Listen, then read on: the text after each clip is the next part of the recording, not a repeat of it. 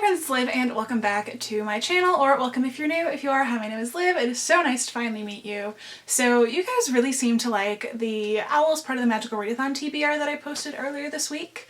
So I wanted to keep up with the excitement and the theme of the upcoming Magical Readathon because I don't know about you guys, but I am so stoked for April 1st to get here so I can finally pick up the first book in my awesome list that I have for the next month. If you haven't seen it yet, I will have it linked down below if you'd like to take a look at it after this one. So for today's video, I wanted to help anyone who is still kind of struggling with their TBR, not sure what their career is going to be because they're not sure what yet they want to read. Personally, I'm going for the Magizoologist career as well as the Merpeople Linguistics, Legal Defense for Fantastic Beasts, and the Magical Shop Management seminars.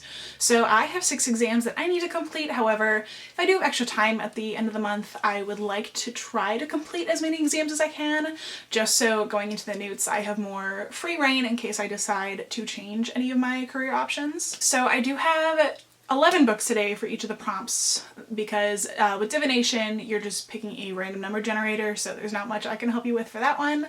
But I do have 11 books that I want to talk about today that fill the other 11 subjects. So without further ado, let's jump right in. Okay, so for the first exam on the list, we are looking at ancient runes, and this year we are focusing on the heart rune. So the prompt is to read a book with a heart on the cover, and this is actually the book that I am fulfilling for a different exam this year, but I am rereading The Raven Boys by Maggie Stiefvater, where the raven does have a heart right here. It's very shiny and pretty. The Raven Boys follows the story of our main character Blue, who lives in a family full of psychics. However, Blue herself does not have any psychic abilities, but instead she acts as more of a battery. If anyone with the psychic abilities is standing next to her, she will amplify their powers. However, she has none of her own. And ever since Blue was a child, she was told that the day she kissed the love of her life, he was doomed to die.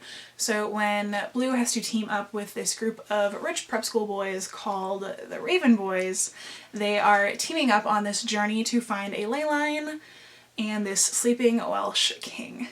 I need to finish the rest of the series, hence the reason why I am rereading this first book, but this book blew me away. I really want to finish the rest of the series because I think this is such an interesting cast of characters, and I can already tell just from this initial meeting with them, even the years ago when I first read this, that there's a lot of room for growth and change in these characters, and I'm really excited to finally see that. I think this is definitely a quick read, which is something that's really, really important when it comes to a readathon. You don't want to fall into a reading slump, not want to read and finish your books, and then end up missing out on all of the fun that is supposed to come with a readathon. So I definitely think this is a perfect choice, and honestly fulfills quite a few of the prompts if you don't want to specifically use it for ancient runes. So the next exam we have is arithmancy, specifically the magical properties of the number 2 and balances and opposites. So for this one, the prompt is to pick a book outside of your favorite genre, which of course is very subjective. Whatever genre is your favorite, just read a book outside of that one. If you're like me and fantasy is your favorite genre, but you still want something that's going to keep you gripped, then I picked here Truly Devious by Maureen Johnson. This is a YA murder mystery series following our main character Stevie, who is a true crime aficionado who is starting out at this really exclusive boarding school in Vermont, I want to say. And each kid at the school has a specific talent that got them accepted into the school in the first place. Stevie's is her detective and crime sleuthing skills. The story does go back and forth between present day and 1937 when billionaire Albert Ellingham opened this really exclusive boarding school, and a short time later his wife and daughter were kidnapped, and the case was never solved and was eventually written off as a cold case, with the only piece of evidence being a letter signed Truly Devious. Now Stevie has come to Ellingham Academy to solve this cold case, but it seems that the murderer is back and a new crime takes place on the school's grounds. This book is so absolutely gripping. It really hooked me and did not let me go until the rest of it. I do still need to read the last book, but the second book is just as good. And this is a series that, even if you are a huge fantasy lover like I am, it has enough of that, like, there's a map in the beginning, which honestly, the way I know that something is going to be an epic story is if there's a map. Again, if you are a fantasy reader, you know exactly what I'm talking about, but this book does have a map. As far as mysteries go, I cannot recommend this one enough, so if this isn't necessarily your genre, but it is something that you are open to, I really think that you might just enjoy this. So next up we have Astronomy, and for this one the prompt is to read the majority of a book when it's dark outside. So again, this is another subjective one.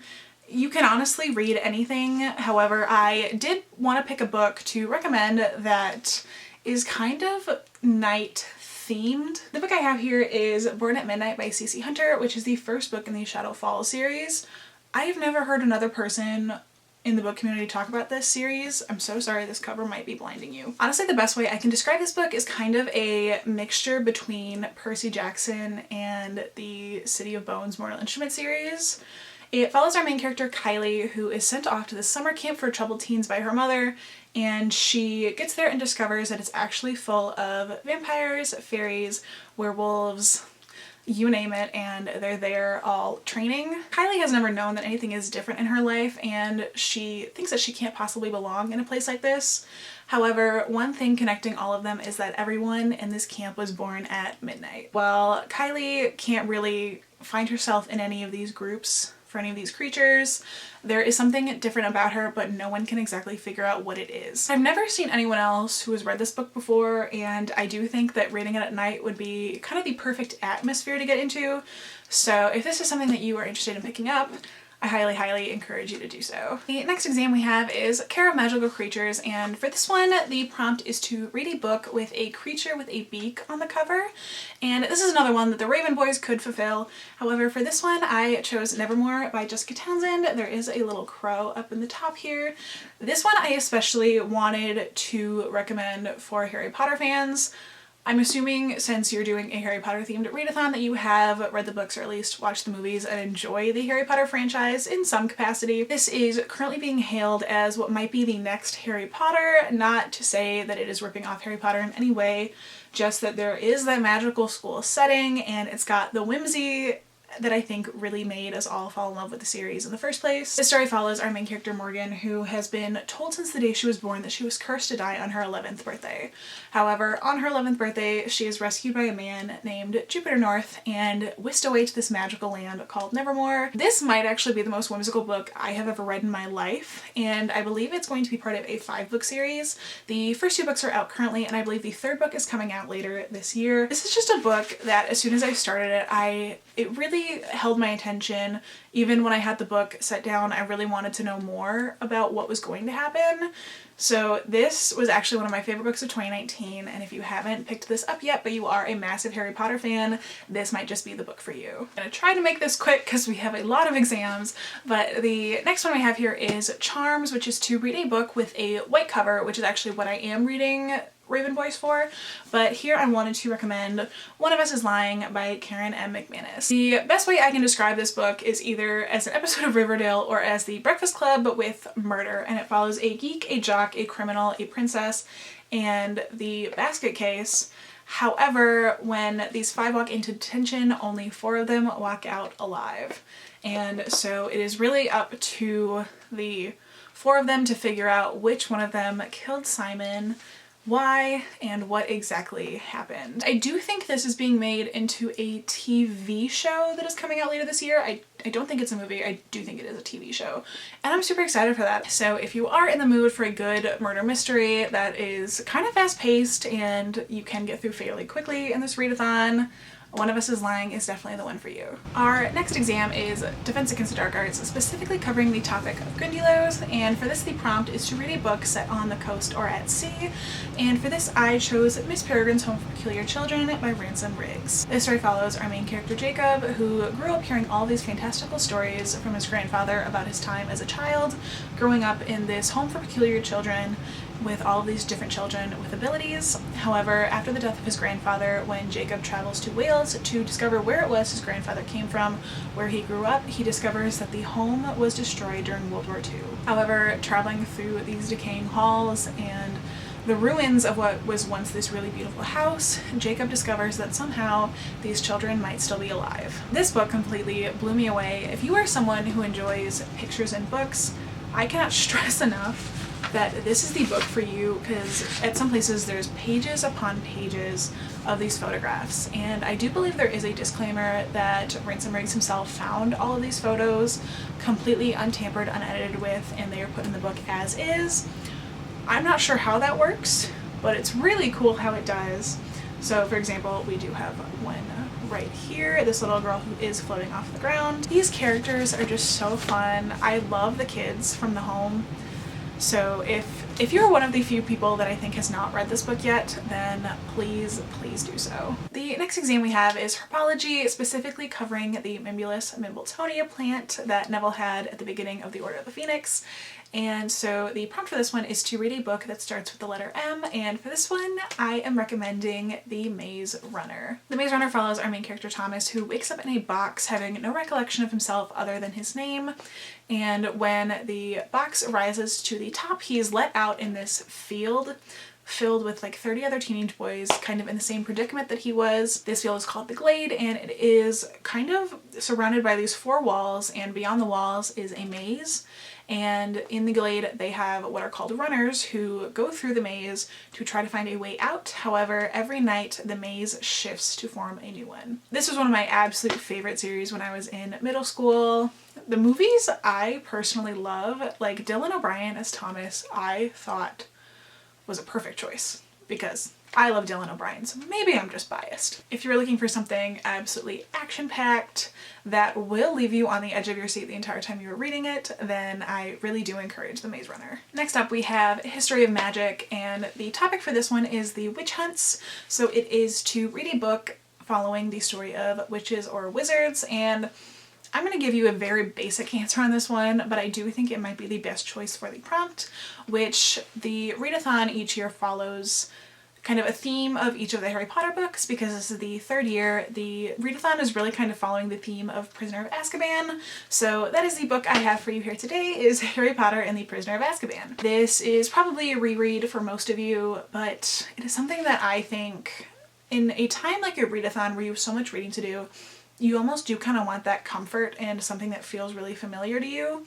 So if you haven't yet decided on reading a Harry Potter book for the Readathon, I read Chamber of Secrets last year for the Chamber of Secrets themed Readathon, and I had the best time rereading it, because when you're doing a themed Readathon like this, you really get the chance to fully immerse yourself in the world, and it really did make for the best reading experience possible. Best immersive experience I've personally ever had, so if Prisoner of Azkaban is not yet on your list, then I cannot recommend it enough. The next exam we have is Muggle Studies, and it is to read a book from a perspective of a Muggle, also known as a contemporary, and for this one I wanted to bring you guys a graphic novel because I know those are really quick and really easy to get through, but the one I want to talk about today is Pumpkinheads by Rainbow Rowell. This story follows our 2 main characters, Deja and Josiah, who have worked at a pumpkin patch every fall for all 4 years of high school, and it is their final senior year, and it is their last night working, and essentially they're on this hunt through the pumpkin patch so Josiah can finally ask out the girl of his dreams. This was so heartwarming and endearing, and it's quick. It's really quick to get through. I sat in a bookstore and I read it in maybe an hour.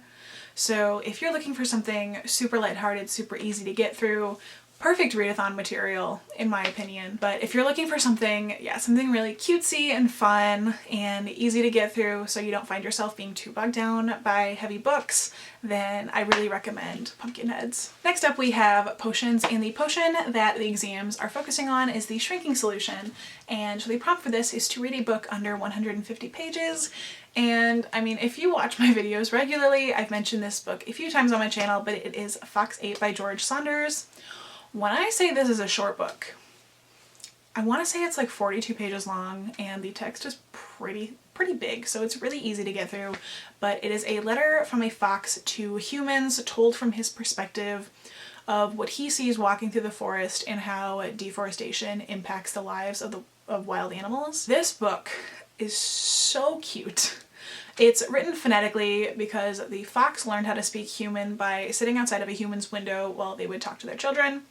And so he learned to speak the human language and is writing this letter to say how much he loves humans, and it's almost kind of like a diary, and how his life changes based on all of these changes that we make to our society and how it has impacted him and his pack as a whole. Going into this, I read this for school. I did not realize how much it was going to impact me even to this day. I read it a year ago, and I want to say I've read this book like 10 times, and I've recommended it to so many people, and so many people have also said that it has really impacted them. I think it's something that's important for everyone to read. Again, super quick, you can read it in like 20 minutes. So if you're looking for a shrinking solution book under 150 pages, I cannot implore you enough to pick up Fox 8 and see if maybe it changes your mind too. So the final exam we have here is Transfiguration, and it is to read a book that includes shapeshifting. And I know a lot of us are staying at home at the moment. I don't want to go too far into things because I know it's a very sensitive subject for some. However, if you are sitting at home for an extended period of time and you have not read any of Cassandra Clare's Shadowhunter books, this is a perfect opportunity to do so. It's a great opportunity to start. There's a lot of free time on your hands, potentially. So the one I do want to talk about today is Clockwork Angel, which is the first book in the Infernal Devices trilogy. And there are a few different versions of shapeshifting here. You do have the werewolves that turn from man to wolf, the demons who can take the shape of humans, and we also do have our main character Tessa, who herself is a shapeshifter. If you have not read the Mortal Instruments series, this series is a prequel to it, so there are some references from the original Mortal Instruments series. However, because it does take place 150 years before, it won't spoil you for anything.